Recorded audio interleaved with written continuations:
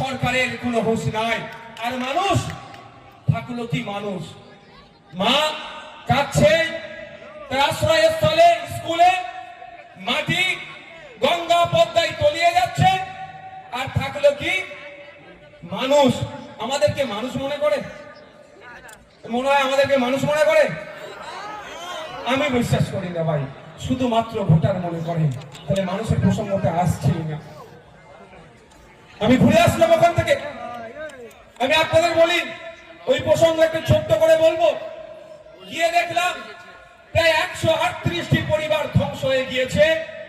এই রিসেন্ট 2-1 মাসের মধ্যে আরো পরিবার হয়তো ধ্বংস হতে পারে যদি সরকার না সদর্থক ভূমিকা নেয়।